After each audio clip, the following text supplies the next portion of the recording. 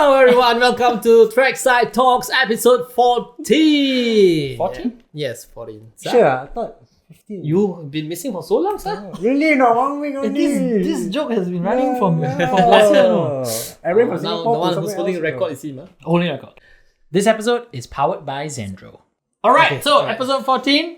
Yes, We've got people traveling all over the world. Melvin Yes. going to some corner of Europe. Firoz going to Southeast Asia. Yeah. Tell me more. What's happening? Southeast Asia, that was in Bangkok, right? Yeah. It was A6 meta time trial. Okay. So we've been talking about this in the previous episode Right. about who my competitors were. Yeah. So I was not supposed to lose to Yong Man Yun and Go Trailing. Actually, we take a pause there, right? When our listeners hear about your competitors, they thought like legit SEA Games medalist one. Then suddenly the two okay lah, SEA Games medalist also. I'm sorry. Yeah, Firoz. Melvin. SEA medalist but different gender. Asian Games competitors, Right, yeah. Sorry. So, quick snippet, what happened? Give us your timing. It was real exciting. Okay. I must give before the timing. I give you the background lah. You sure? Trying to fight your case here. is it? Yes, of course. Okay. I need to defend myself. Okay. So for 2 months, I was suffering with the cough that's affecting my lungs. So Wow. it's like Wow. 2 months. Sound like my of grandma, cough. bro. your uncle lah. My grandma always say the same excuse. Hey, really? 2 months? Why I hear you shouting so the the last month? okay. I was targeting 345, right? So I was training up to it. So I could only do 345 up to 6.4k July before I left for Thai Sports School Games with my sports school kids. So after that, when I come back, right, it was haywire. I was back to 4 minutes. I couldn't even do 345, so I was struggling. Okay. So after that, the cough continued from that moment I was in Thailand. Right. Yeah, all the way for 2 months. 2 months, okay? Yeah, so on Wednesday, the race week, race week, Wednesday, I tried to test out race pace. So I really let go. So I told myself 4 minutes is it. Easy, yeah. So 6k for 4 minutes should be doable, right? Doable. But by 3k I died, and I saw average pace was at 354. Then I was thinking, holy crap, what's my fitness like? So I don't know what my fitness was like going into MTT. Right. Mystery. Yeah. So But then you know your competitors were doing really well, right? Yeah. Like Chui Ling and Man Yun, unfortunately, two wonderful ladies were running at what pace? Okay. 345. Training was targeting 345, 340. Okay. Yeah. Your original pace. Yeah. And then Man Yun was planning to run sub 40 minutes. Sub 40. Yeah. Okay. Yeah. So when I just rested. Yeah. Then when it comes to race day, whatever happens. I heard the night before you went out party and stuff at Bangkok. The night no. Oh, no. Night Okay. we was Sorry, wrong news, wrong news. First night. First night. Okay, maybe. Okay. Oh, unless you got many nights in Bangkok. So what happened when you What started? happened? Oi. Were you in the Then lead? different competitors came in front. What do you I mean. Oh, okay. Go Xingling. Uh, Joyda. Joyda was I knew she would be in front of me. Joyda was from Philippines, right? Joyda. Yeah, thought should be. Thailand. Okay. Thailand. So other female competitors overtook you from the start of the race. So Joyda, Yeah. pothole again. Pothole incident. Okay. Yeah. So she, Why she me? fell. Wait. Help me. Later Coming we'll soon. So I think she fell. Yeah. And then after she was out within 2k. In the Oh, into the no. race. Yeah. So Okay. she was. Unfortunate. Yeah. So I was looking out for the fleet Big of names. girls in front of me. Yeah. Yeah. So I was thinking So like, always I looking need for to chase girls. them. I need to keep them inside, chase Right. them, and Always chasing Yeah. girls. Always chasing girls. Yeah. Okay. Never the yeah. other way So around. after which, Focus. by 5k, I wanted to stop.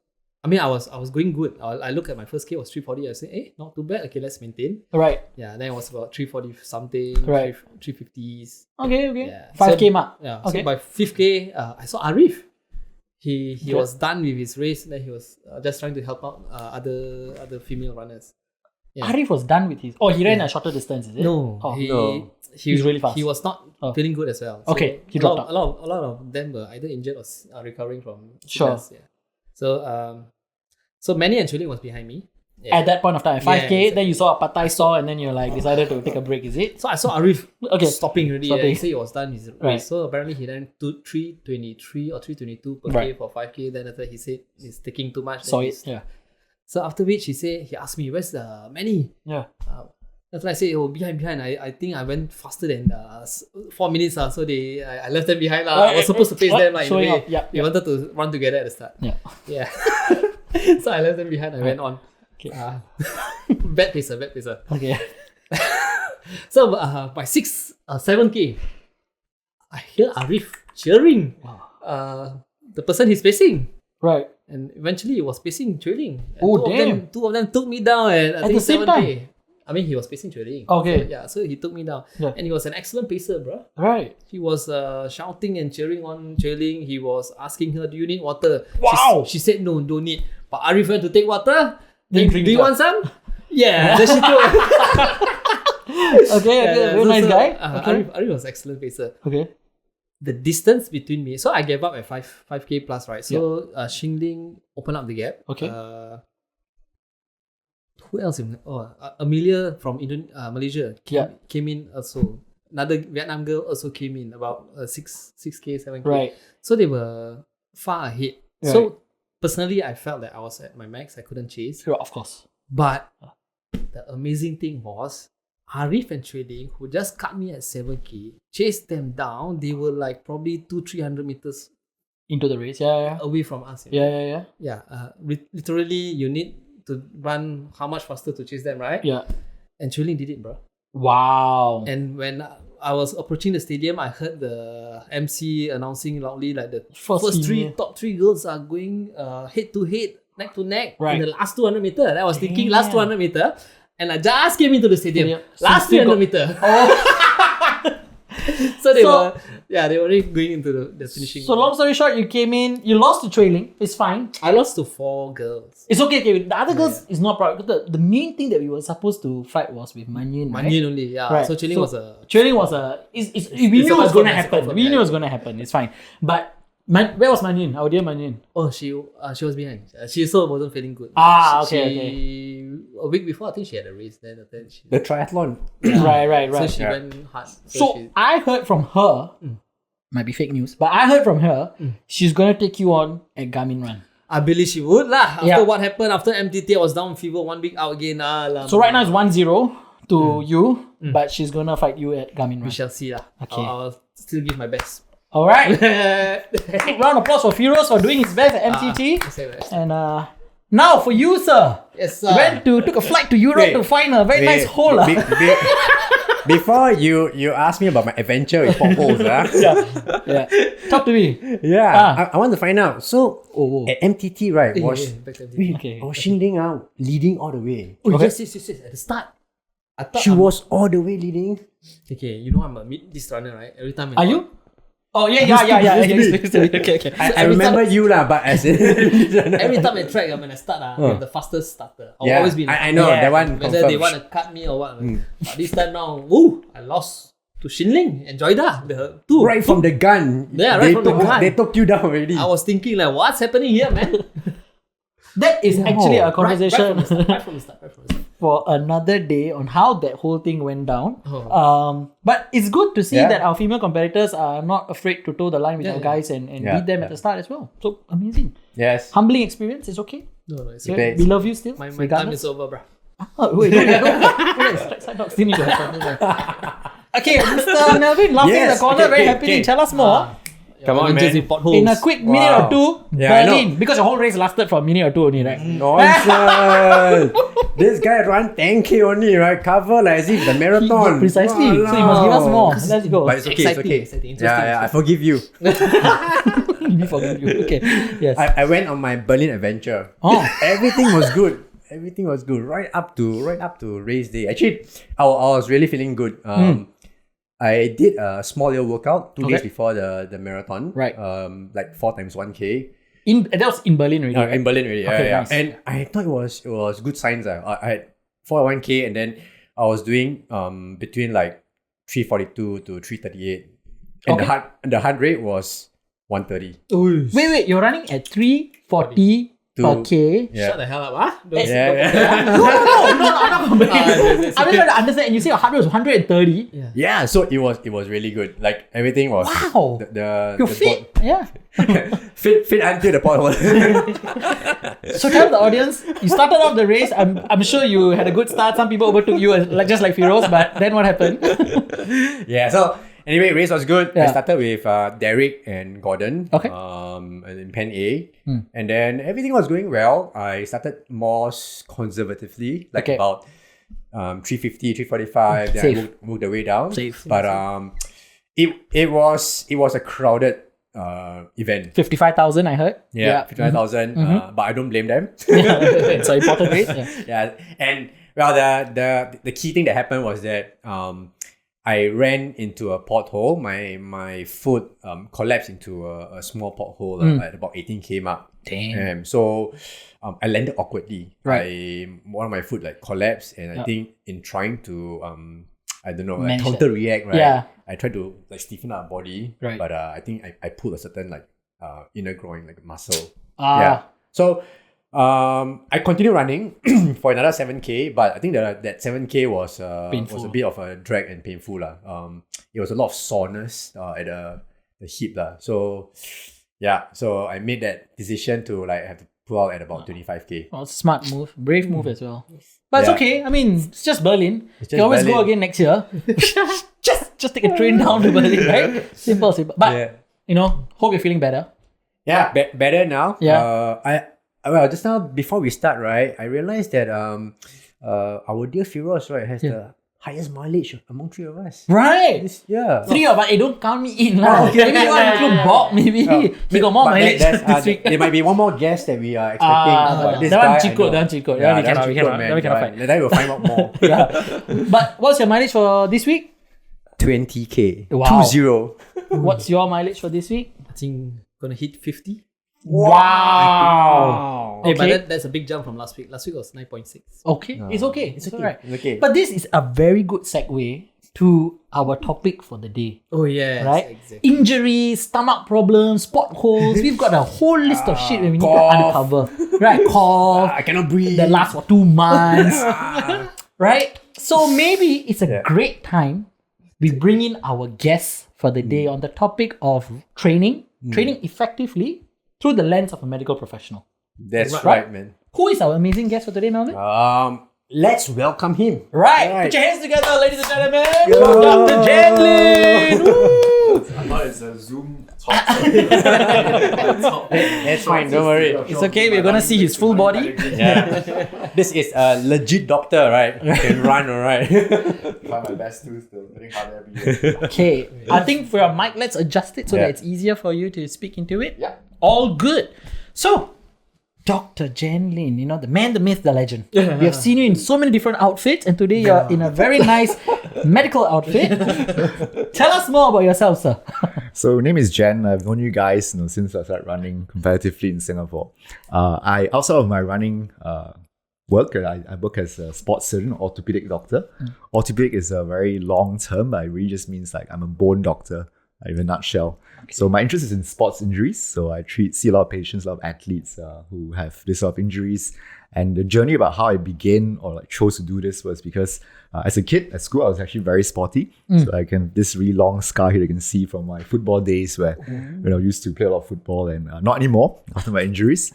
Broke my wrist as well. So quite a few things as a kid that I did to myself and ended up seeing a bone doctor. So that's how I kind of got inspired that like if I'm going to be breaking myself like over the course of the years, shouldn't I do something similar so I can treat myself potentially? So I mean that's partly how like the journey started, and sort of after medical school in the UK, came out of Singapore and took up my residency training in orthopedic. So I kind of came out to do my own thing about last year in Apex Sports Clinic. And I see a lot of athletes, see a lot of like sports injuries. Right. And hopefully I don't see you guys in my clinic anytime soon. I don't think you will see me, but maybe Heroes you might. I think you got a potential one next to you. So, and then could you tell us a bit more? I think you just mentioned that how you saw yourself as a kid getting injured, and then you're like, this works for me. I could become a doctor who treats bone issues. What is the most rewarding thing is your time as a orthopedic surgeon that you have felt? So I think for myself as a kid having injuries, it was always very heartbreaking when you're training for a race and you have this injury and you can't kind of like go back to the sport that you really enjoyed. Right. So when I had the treatment from a doctor and actually managed to go back to the sport, I felt that was something that I really owe a lot to the doctor who was treating me. So I think coming from the shoe now of being an orthopedic surgeon, I think what's really fulfilling to me is actually to see the same thing happen for my athletes. And I find that like being part of the journey from going from their injury and going back to their sports has been really rewarding. Right. And I think when I see some of my athletes, kind of go back to doing some of the crazy things they do. Right. And sometimes there's a bit of pressure as well, because obviously I race with some of the athletes that I treat. So it's always nice to, when you go back to the race, you see some of these friends that like you have been treating and they're like, oh, doing well. And you're like, it's praying hard that they don't have any more injuries and can go back and doing the things that they enjoy doing. So I think that's been really rewarding for me to see some of these athletes go back to their sports. And sorry, just to tell the audience, how long have you been practicing? I have been sort of like doing this for about 17 years, but I came out to do my own thing about a year ago. So I was in the public system up to last year. Wow. So I've been doing my thing for the past 1 year in private. So I'm that old, unfortunately. Can't be as old as Firoz. I mean, no. I think I'm the third youngest here. Not much difference, dude. Sorry, fourth youngest. okay, understood. So, Jen, I want to ask you, Yeah. like, have you found yourself in a situation, right, whereby you go to a gathering of runners, right, and they ask you about orthopedic, what is it all In about? my I know you bone say- pain lah. Yeah, you're a bone Free doctor, no, but consultation. Yeah. So I'm not sure to say sadly or not sadly, but like that doesn't just happen only in running things. So when I go for like some social events and like Chinese New Year, for example, like all my aunties, all the relatives will start coming. Oh, you're a bone doctor. I've got this shoulder pain. I've got knee pain. And normally after a while, there's a line of people going up, and I'm in this awkward position like examining their knee like on the dinner table. It's like, oh, you have this and that, So yeah, I mean, it is sort of an occupational hazard to encounter some of these things. But I mean, I do actually enjoy it sometimes, like, just that casual thing and just being able to help out somebody. And I really have an interest in like, seeing some of these injuries and seeing how can I help them. So yeah, I do encounter a lot of that. You start charging. Chinese New Year, ask them to give you So a already. I got One line, pay away from my phone. Just that. Put the QR code. Scary. now can use request for payment. Yeah. QR code. $10 person. Easy. Okay. So I should start doing that, yeah. So I'm sure you see a lot of sports or athletes or like active patients. Yes. What are some of the common injuries you experience or encounter from those segment of people? Yeah. Especially runners, maybe. Yeah, because it's obviously a running podcast, so the focus is more on runners. So I mean, lower limb injuries are the most common. So knee injuries and ankle injuries are the most common. So for the ankle sprains from potholes. Hey, wow. Shots fired. Okay, that's it. This shots fired to Berlin, So not to I Melbourne. can check on you after this. Okay. We should do a live analysis of your bone right now, Melvin. All right, see? Yeah, so it's very common amongst the runners. I think just because, sometimes the trail runners, especially like the terrain is a bit uneven, so ankle sprains are very common. Knee injuries tends to be sometimes from overuse, and shin splints too, like from overtraining. So those are the three most common things that I see amongst runners. I got a question, yes. So shin splints, right? It's like quite common for beginners. Is Everybody everybody actually. actually, Yeah. everybody actually gets it. But I think usually for the experienced runners, it happens when they suddenly up their mileage a bit too much. So that's what I see, especially towards the end of the year when you have Stanchart Marathon coming up. I start seeing a lot of patients coming to my clinic like They start got knocking this the shin- mouse. Yeah, exactly. So what kind of treatment can you give? So I mean, normally when I see them, I go through the history, find out what's the issue, try to identify the cause of the pain, because sometimes you can really tell that if a guy goes up from like 30 to 60 km mileage in a week, that's really asking for trouble. So it's very clear cut, cause to that. I mean, I would like to kind of like examine them, do an X-ray and MRI scan if it's necessary to see the extent of the injury. And sometimes it's always, so talking about like rewarding, but the heartbreaking thing sometimes is to tell athletes that it's unlikely that they can recover in time for the race. That's another thing that sometimes like I struggle with a lot. Right. Because you can't obviously sell them hope and lie to them saying that you can still run. So that's actually one of the more challenging part of being in my position, to tell some of my patients that as much as like things can still change, but given that like the marathon is a month away, you've got this stress fracture or stress injury, it's going to be very unlikely that you can run it. Right. So those are times that like you have to make a tough call to tell the person and don't kind of muck around saying, oh, you can do it, you can't do it. I think that's a challenging part for me sometimes as an athlete myself. Right. Because I know how difficult it is, like, the amount of time you spend, especially a marathon, like the training cycle is like 2-3 months, Crazy, 4 a.m. starts, the long runs, the commitment, like taking time off, and just before the race or during the race something happens. That's really heartbreaking. I find it really hard to tell some of these patients who have to go through it. Right. Yeah. So the sad things about being my job. Do you also see an increase in injuries associated with the hip? Yes. And I wonder if it's because of Sitting a lot, is it? No, yeah, sitting a lot is one thing, but I was trying to draw a correlation between that and the new wave of super shoes. Right. I'm trying to see, like, from your experience, right? Do you feel that when this generation of runners come to you, whether they are performance athlete or casual athlete, the introduction of super shoes, right? Do you see another like rise of injury trend? Right. Pause 1 second. Super shoes to the audience is shoes with Like carbon plate, carbon high plated stack, shoes. Yeah, high stack. High means very thick, cushy. expensive, carbon plated No, shoes. these days are expensive relative already. Oh, right. What is a $400 shoe they can wear one time? Shouting out Adidas? Okay. Okay, but carry on. Yes. Correct. I don't think it's just specific to the hip. I think a lot of athletes that pick up these super shoes without having gone through like a range of shoes to try out from, they just stick to super shoes like for their training runs, their long runs, and tempo runs. I think that's when you run into trouble, because I think the impact of the body that you absorb through the super shoes is just a little bit higher compared to your standard like cushy shoes that you use for your long runs and your training runs. So I think there's some basis to it. I mean, I'm trying to figure out if there is. I have this gait analysis software that I'm trying to just assess to see if there's any change in impact when you use the carbon plated super shoes compared to non-carbon plated shoes. So still work in progress, but I mean, hoping to find out more if that kind of leads to increased impact amongst runners who use super shoes. And you yourself as an athlete, I'm sure you have. Do you use super shoes? I used to be racing flats all the way. Yeah, I know. It used to be super exactly. thin ones. Yeah, exactly. Those are the days. That's not that long ago, actually. It's like 6-7 years ago. Yeah. The Asics super flats were a really popular thing. I converted to it and haven't really looked back since for race specific shoes. I really think that it makes a big difference to your race performance. So you converted to super shoes? Super shoes, yes, for racing. Yeah. Wow. I think you get that bounciness. I'm not sure whether it's like really translates into faster times, but just the feel that you're going faster with the super shoes. Present. Yeah, it's really quite a game changer compared to racing flats. But again, doesn't mean that I use that for every single time of training run, like for your long runs and for your tempos. So I will mix it up a bit still, even with the super shoes for race training. Cool.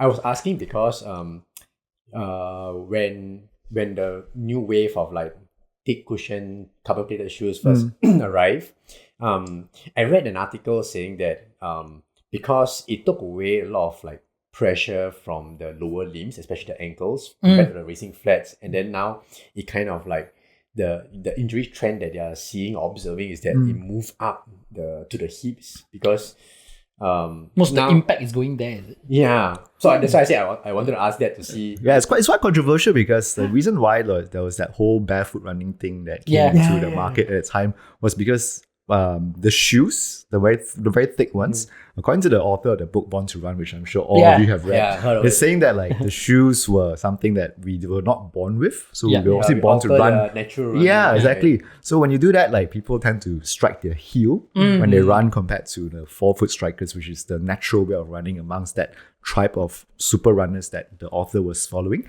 So when you have the super shoes or the thick shoes, or what they call it, like body becomes lazy, so like it just strikes the heel and that absorbs impact. So the shoe does absorbing for you. Whereas when you are doing a 4-foot, you're running with like really like zero drop shoes or really thin shoes. The body itself, the muscles are actually forced to absorb the shock. Right. Like learn to absorb the shock. Hence the 4-foot running tends to dissipate the impact through the muscles that go up, as opposed to the shoe or the carbon, like whatever shoe cushioning that takes away the shock. So there's a slight difference in philosophy, but I think the verdict is still out there. I don't think we really know like what is the best type of shoe for everybody. Okay. But I would say like try out different things. It's still worth trying out different shoes. Up, but only if you don't have a problem. So a lot of people like go out looking for problems, which is sometimes how it is, right? Everybody's a bit FOMO. Oh, the guy is wearing the super shoes. I want to wear that too. But they had no issues before when they start like changing things around a bit too much. And then they exactly. So like the whole evolution from like rear foot to 4-foot strikers. People are like fine running like heel strike all the way, but some, because of that book and because of that thinking, they start doing like 4-foot striker and end up with different problems. So I mean, I will go by the mantra, if I'm broke, don't fix it. So that's my so sorry. I still run like I'm still a rear striker, a heel striker. I haven't changed it. And so far so good. Okay, cool. Now moving on, right? I'm just thinking, in your case, through your time, treating both active patients and probably you have a fair share of like just sedentary or normal patients, right? When do you decide whether a certain approach is needed? For example, when you decide whether a surgery is necessary for the kind of case, or whether a kind of like less invasive kind of approach is required? Yeah. So, I mean, normally it depends on the type of injury that the patients have. I mean, if you come in with a broken bone, I mean, that one, like whether you're an active athlete or whether you're not an active athlete, I think you probably have to, go surgery to fix the bone, depending on how bad the fracture is. But for some of the injuries that, let's say, not so serious, like an ankle sprain where there's a torn ligament, a lot of times, like I would tailor it based on the patient's personality, their activity level. So if it's an elite athlete that they can't afford a downtime because it affects their career, affects their maybe academics or scholarship, then sometimes we are veering more towards like surgery in order to try and get them back to their game as quickly as possible. So there's a lot of thinking that goes on and a lot of like discussion with the patient. And for some of the less active ones, they don't mind going through a rehab for about 6 weeks after an ankle sprain before they assess how things are. If it's still painful, it's still unstable, they might end up going for surgery. So we really tailor it based on the patient's background, activity level, their level of sport. Right. Because I think that's important. You can't have like a blanket approach for every single patient. So, but when it comes to these patients as well, like, I think being sportsman myself, I like to ensure that they get back to the sport as quickly as possible. So we always use the most minimally invasive technique, smallest cut, and also like we always try less invasive things first before surgery from some of these patients that don't actually require surgery straight away. So there are a lot of other options like physical therapy, splints, some injections that can be helpful for these patients. Okay. Coming to sorry. Go ahead. No worries, please. No, everyone's like, hey, this is my turn. Can I get some treatment too? We're all the aunties right now. The uncles. What's your most so let's say for surgery, right? Yeah. And for runners, is there the most complex kind of what's the most complex situation or that you need to use surgery as the option to help treat that person? For run, I mean, runners. So let me just say an example of, let's say, a runner with maybe knee cartilage injury or meniscus injury. So there's some of these patients that come from like rather competitive background and they want to really go back to running straight away. And sometimes like they have this thought process that after the surgery I can go right back into the sport 100%. Yeah. And that's when you really have to sit down and have this like honest conversation that it might require like some time off from running, from your sports.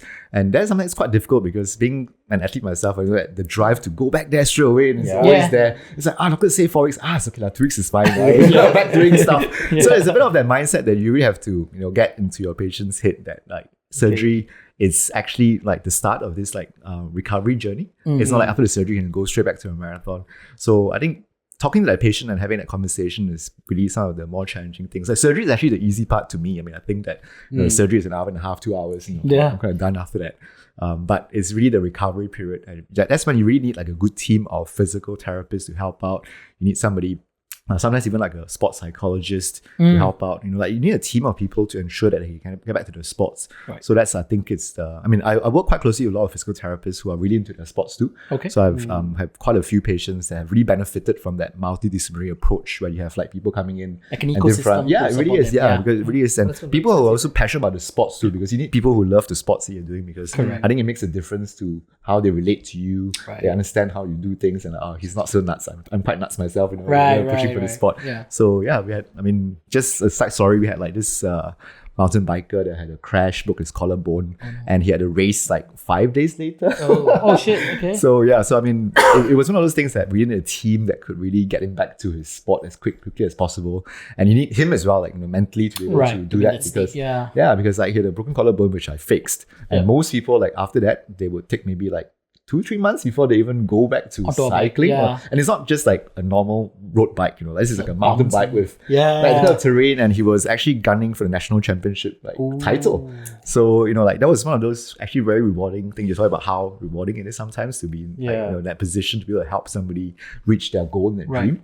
So that was one of the recent cases that we were very privileged to be part of. 5 days. 5 days after. Yeah, it's crazy. It's a crazy story. I can't, because we call this like Project Tom Pitcock because there was this Olympic mountain biker that won the Olympics gold about 3 months after he had a similar collarbone injury. So he took 3 months to win that. And when he was back riding about 6 weeks, I think 6 weeks or I think it was three or 4 weeks after his injury. Right. But Riyad, I mean, that's the guy's name, Riyad. Riyad not only like cycled, he competed 5 days later. Damn. But it was quite stressful too because it's not really anything been can happen. done. Yeah. It's not really been done before, and I just had to have the someone I can work with really closely. Right. So the physiotherapist and kind of. So does he have a fairy tale ending? Did he win? He came in runner up. Oh, not bad. Which is super good. I mean, he was disappointed. Oh, of course. Yeah, But I brother needs to mean, have his expectations. I know. So I was there at the race. I think and he was like, like you're the You man. were more stressed than he I was more was. stressed because this guy is like just out on the mountain bike course 5 days after his surgery, Right. and like a lot of things can happen, but it's just I see Firoz, right? The eyes light up already. First, You what say- question do you have with your Yeah. tomato cough? Can you make him run faster? 5 days later. The question I had, I think more or less he kind of answered, but yes. So pertaining to you, because let's say injuries that are not so serious, doesn't involve surgery and stuff, like the case. my ankle having tendon a- injury. Yeah, ankle tendon. How do you would you convince an athlete to balance between maintaining their fitness and their injury? Yeah, I usually try to find something to distract them, for lack of a better word. So, I mean, when you have a tendon injury in an ankle and you know that running is the cause of the injury, so you must find something to like keep them still using that pent-up energy to do something else.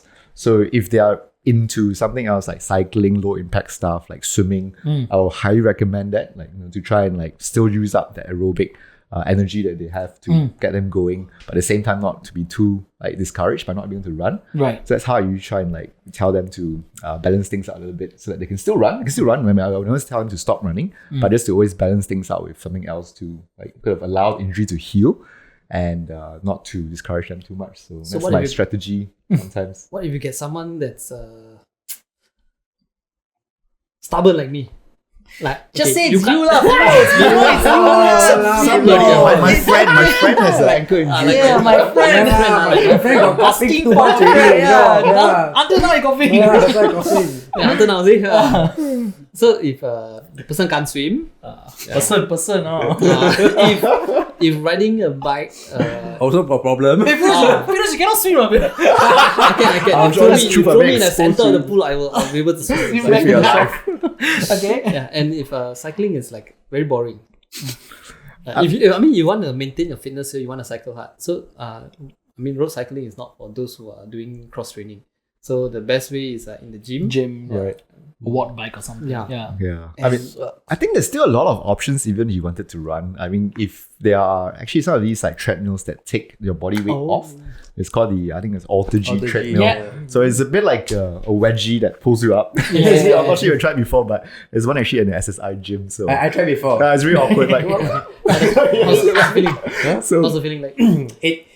You have to wear this tights that is attached to the machine. Right. And then you adjust your weight support percentage. So if you want like 90% support, that means you're just like floating. but with a big wedgie. So it's really uncomfortable. Prepare for a big wedgie. Yeah. So there are some of these like modalities that we can use to try and still get you running.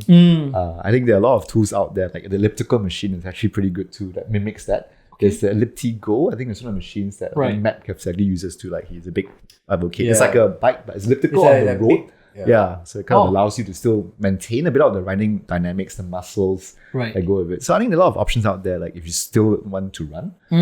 But yeah, but I do enforce that, like, it's really probably not good for you if you continue doing that, because the injury, if you don't treat it properly, it's going to come back to haunt you because it might be a lot longer to treat, a lot longer to recover. So always listen to your body. I always tell patients, that's how I would advise my friend. Take note, Take note. Right. Yeah. So injuries we always try to avoid, right? Yeah. As best as we can. So what advices or the best advice you can give to those who elites or whoever trying to train up for certain races to avoid injury? So I think discipline is really important, and I think something that I can attest to is that as you age, it's really important to go to the gym more often to do strength work. Because like being an endurance athlete and being a runner, like to me, like gym is like the most boring place to be. Right. But it is actually a really necessary part of your workout to ensure that you don't get injured. Prevention is better than cure, as you have just mentioned. So I will always advise like at least one strength and conditioning session a week, just to work on like the lower limb muscles, the core, just to reduce the risk of injury. Makes you a better runner as well. But it's just one of those things that like it's really hard to push yourself to do because like to me it's just boring being in the gym. Right. The stretching stuff is also really important. Warm up and proper stretching after the workout is really important too. And having a coach or at least enough experience to know in your program not to go crazy. You don't raise your mileage too much. You don't do like crazy intensities without any proper planning. Right. So just sticking to the workout, sticking to the plan. And partly why I got this injury was because I was just doing long runs at like sub 4 minute pace and the hills of Sentosa. So, I completely myself to blame. Right. So, I think it's those things that like, you look back like, I kind of know what I do. And so I think that the discipline to really put in one gym session a week to really keep to that program and not get tempted to chase after that friend who's running too fast, too furious, or just like, trying to beat each other for mileage and intensity. For that Strava medal. Yeah, that Strava like segment, I'm gonna beat that segment out. So those are my advice to try and reduce the risk of any injury. Right. Thank you. But in that same vein, you did mention about people who decided to not listen. And then they develop a chronic problem. Yes. Right?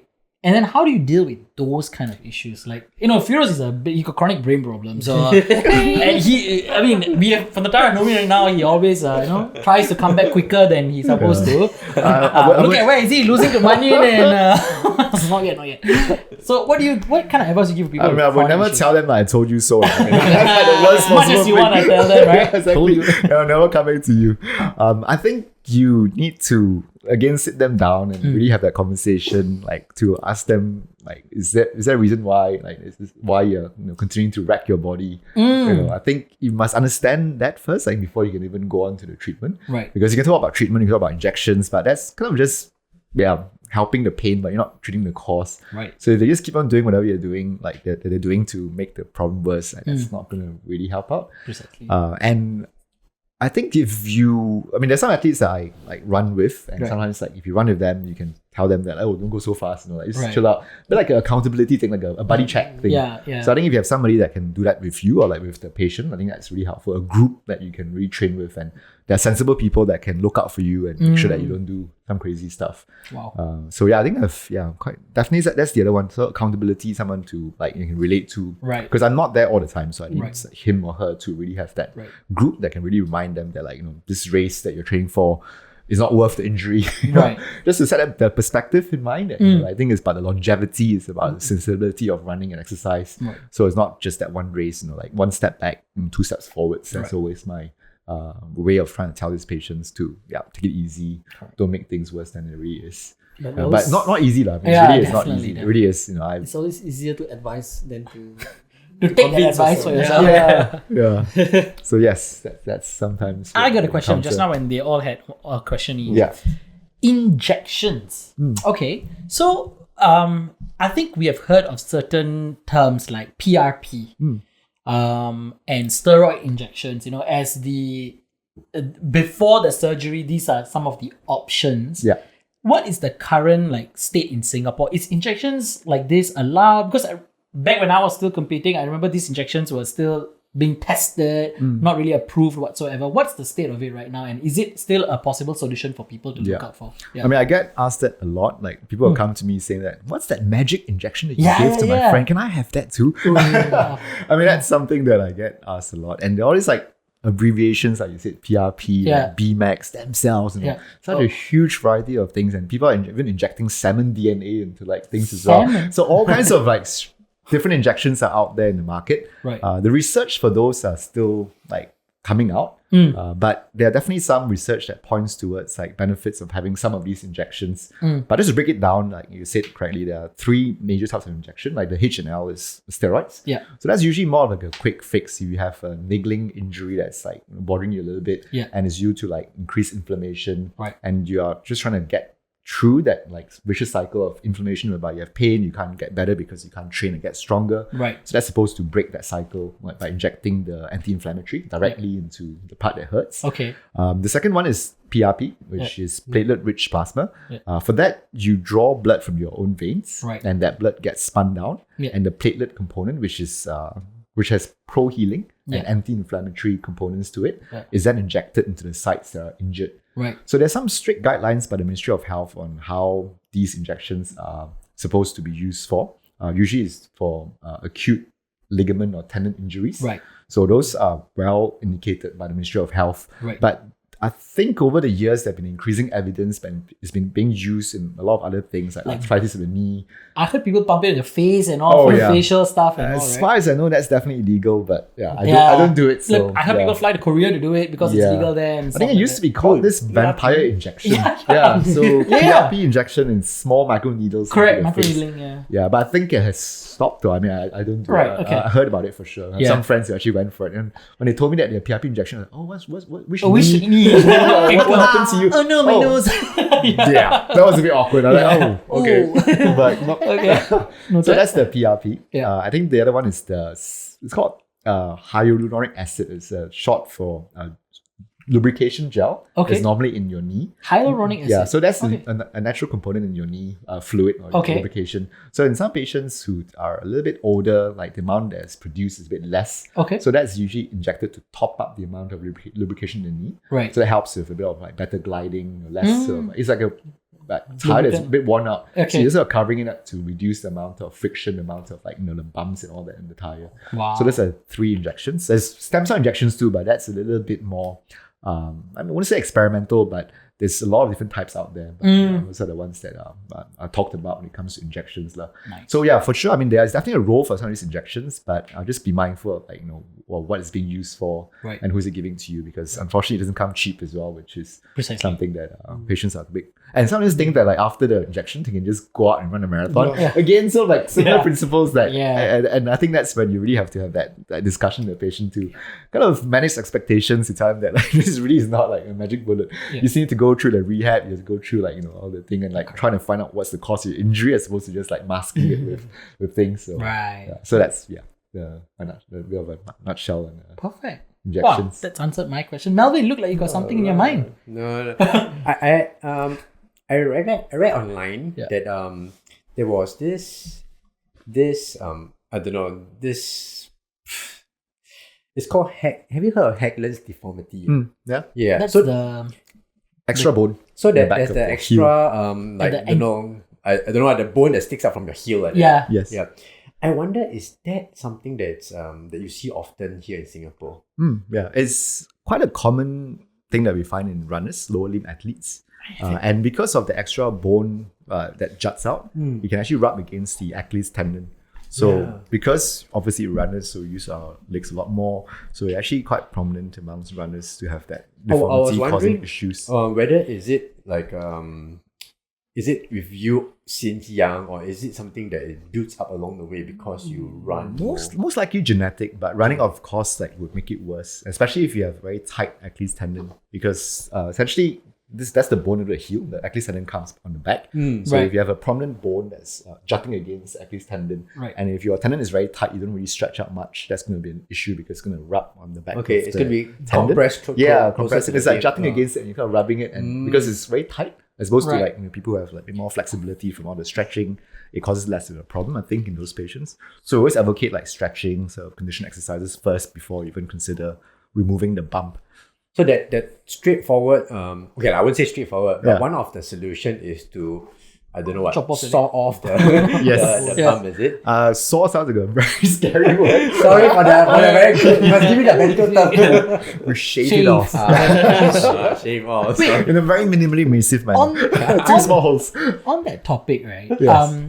Correct me if I'm wrong. Maybe I'm wrong. I'm most definitely No, wrong. it's Okay. They said that the reason why you get that growth of bone at an area is because of that constant contact or rubbing, a bit like how a bunion forms, but this is at the back of your heel. So you constant rubbing, then apparently your body thinks that it's getting injured, it sends protein or calcium there to protect it, and then that it turns into bone. a Yes. Haglund deformity. Yeah, I think it's two different types. Haglund is actually more of a deformity on the top of the calcaneum bone, the heel Right. bone. Yeah. The one that I think you're referring to most likely is that the Achilles tendon inserts into the back of the heel. Yeah. So it's called insertional TA tendinopathy. So same thing like you mentioned, like when there is a lot of inflammation in the bone in that part, Right. the body actually starts to send signals there to repair it. Right. And that actually converts it to becomes ossified. The medical term Right. says that it turns into a bit of bone. Right. So and then it becomes a bit of a vicious cycle now because now You have a deformity. you have a bit of deformity and that kind of causes more problems. It becomes a bit tendinopathic. Yeah. And like your shoe wear now is affected because it's Precisely. pressing against the back of the heel. Yeah. So it just compounds a bit of the whole problem. Right. So yeah, I mean when you start having pain in the heel, I would say like just like trying to figure out what's the cause and address it first and not just run through the pain and like, Right. so that's another thing that we Wow. see quite common too. Wow. So I two could be a different things. surgeon also. Yeah, you're right. Yeah, but different. Yeah, not Haglund's, but just like, Oh, shit, okay, but I'll study a bit more. Bone deformity, bone protrusions. Apex hiring. Okay. Yeah. Firoz, any other Insightful. questions? Yeah. No, sir. For No, your, I'm for your curious. friend or for your For your friend. Your friend again. If I do, my friend contact me. I'll let you know. Always happy to help. Yeah. If not, it's been really amazing for having you here, Jen. You know, you work at Apex Sports Clinic. Can you tell us where is it located at? We have two locations Yeah. for the convenience of our patients. So one in Royal Square, Novena, and another one at I12 Katong in the east for our Easties. Easties, right. Yes. Okay, Easties, very important location. And Madeline was going to ask you. So how? Yeah, so if the listeners or anyone wants to reach out to you, Yeah. you know, what's the best avenue for them to contact you? Yeah. So I'm a bit of a dinosaur on social media. So the best way is to look for my website, Apex Sports Clinic. Yeah. Okay. I'll be happy to help out. Hopefully not seeing you professionally, but just come by for a coffee too. That'll be fine. That's nice. And what's the motto? I heard there's a very power motto there. Getting you back in the game. Baby. I think Firoz needs that now. For next week's Garmin run. Firoz is the game. Always in the game. All right, so that's all. Thank you so much, Jen, for being here. Thank you. And, That was really fun. Thank you. Hope to Thanks, catch you guys. in some of the races. I hope All so right. too. Thanks, Yeah. Dr. Jen. Look out Thank for you, me. man.